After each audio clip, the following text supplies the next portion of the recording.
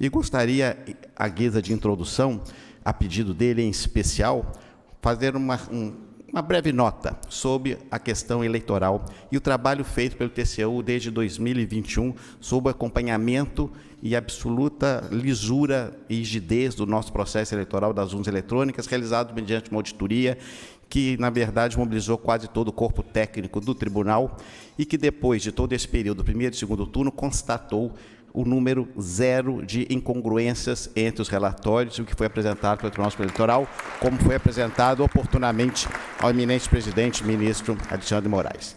Feita essa referência, eu passo agora ao tema que nos foi solicitado, abordando-o com todo respeito, de uma maneira ligeiramente distinta, para trazer um enfoque que se aproxima um pouco mais da competência do Tribunal de Contas da União.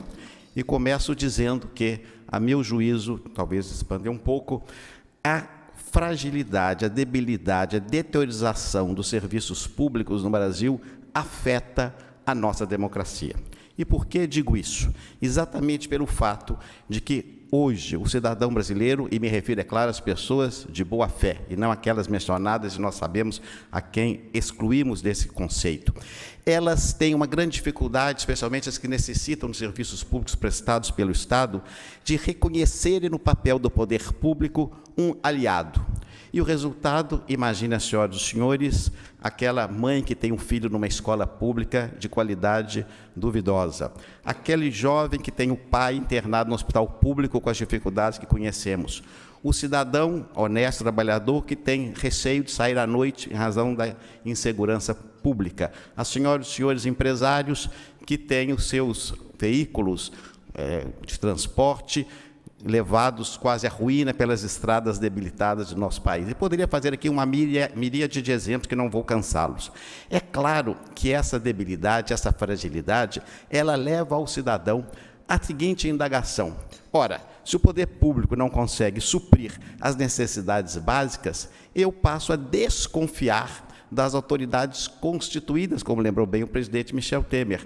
Há uma fragilidade, perde-se o vínculo de confiança, o vínculo de respeito, porque o mínimo não é provido pelo poder público. Feita essa observação, eu indago, qual é o risco disso? O risco é muito grande, porque é exatamente essa debilidade que nos leva, conforme a história nos mostra, relativamente recente, a ocorrência de uma demagogia populista muito intensa.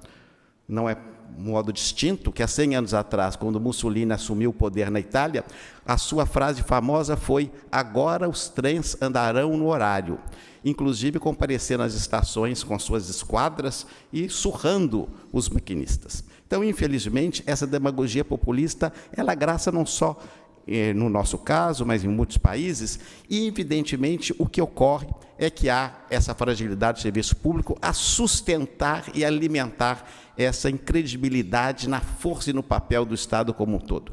Então, se indaga, o que é necessário fazer? Como nós podemos reverter esse quadro, a par de tudo que foi dito com imenso brilho pelos eminentes ministros, para nós, de fato, termos o cidadão médio, o cidadão comum, de boa-fé, adequado, trabalhador, confiando na existência do Estado, no seu funcionamento e, sobretudo, com um sentimento de pertinência e de integração a esse Estado, o que, óbvio, valoriza a democracia, porque é exatamente a democracia o sustentáculo da própria existência do Estado. Ora, nesse caso, o que nos parece adequado é exatamente dentro da agenda que o ministro Barroso, de maneira muito cuidadosa e com muito sucesso, nos apresentou aqui, ainda que de modo um pouco meteórico pelo tempo exíguo que nos foi atribuído, mas ele coloca ali temas prioritários.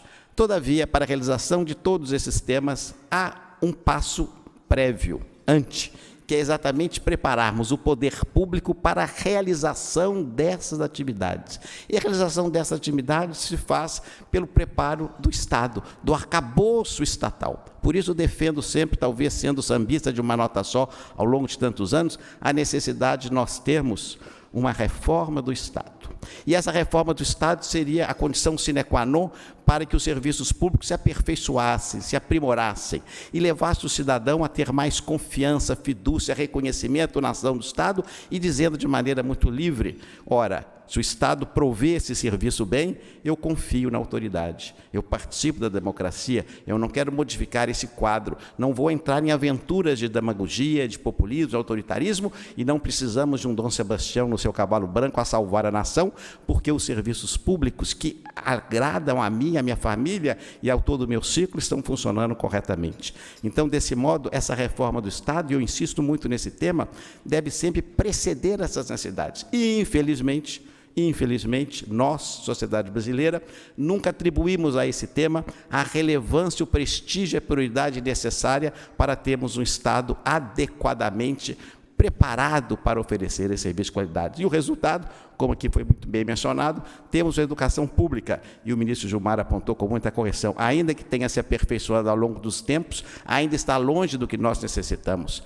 Ainda não temos uma saúde pública, a despeito dos esforços e do sucesso do SUS, no campo necessário do nível internacional. Então, o resultado é que esse aperfeiçoamento deve se fazer. Mas a reforma do Estado não deve se limitar e se exaurir na reforma administrativa, que o eminente deputado Arthur Maia, que está aqui presente, e que de maneira tão diligente, inteligente e com muito denodo empenho, apresentou seu relatório no ano passado na Câmara dos Deputados. Não.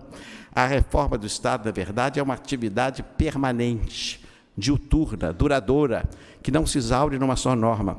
E essa atividade pressupõe, insisto, na ideia de que o cidadão está ali pertencendo sob corresponsável e coproprietário dos serviços públicos, o que afastará certamente essa deteriorização, as pichações, a depredação, a falta de confiança nos professores, o ataque que pessoas fazem nos postos médicos aos atendentes, criando, claro, um clima de antagonismo e um clima muito desagradável na prestação de serviços públicos. Então, deverá ser sempre uma atividade permanente. E essa atividade permanente, no momento que prioritário, claro que ela vai criar um círculo econômico extremamente virtuoso, que vai significar uma melhoria das condições econômicas, de ambiente jurídico adequado, de segurança jurídica, para que o empresariado, com seu protagonismo, com seu empenho, tenham condições, na verdade, de gerar as receitas e a riqueza necessária a sustentar o pagamento de tributos e, por consequente, o financiamento desses serviços públicos, porque, do contrário, nós entramos numa espiral de decadência e, lamentavelmente, serviços mal prestados. Então,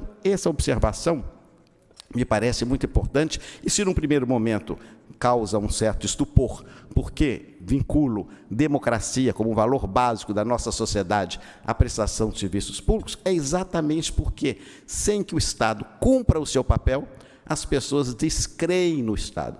E, ao realizar essa descrença, é claro que a primeira vítima acaba sendo a democracia, infelizmente. Então, portanto, essa é a ideia central que eu gostaria de passar, e concluo ainda dizendo que, é claro, no papel do nosso tribunal, que é o Tribunal de Contas da União, há um esforço muito grande na tentativa de colaborar nessa vertente ou nesse caminho, através de trabalhos na área da governança, do governo digital, da avaliação das políticas públicas, de segurança jurídica, de tal modo que se crie um arcabouço adequado para que as pessoas se sintam seguras para receberem serviços públicos que tenderão a ser de maior qualidade. Fácil dizê-lo, difícil fazê-lo. Por que motivo? Porque nós não temos entre nós ainda, infelizmente, esse sentimento de urgência da reforma do Estado. As autoridades constituídas, os governos, e não digo de agora, já de décadas e décadas, nunca consideram, de fato, a relevância desse assunto, porque acabaram ficando com temas fundamentais de natureza econômica, de natureza social, como a prioridade máxima, e é verdade. Mas todos nós nos olvidamos que, necessariamente, para termos uma economia saudável, para termos a inclusão social plena, é imprescindível a ação do Estado. E o Estado funciona através do seu serviço público. E é exatamente esse serviço público que, robustecido, vai enobrecer ainda mais a democracia. Muito obrigado.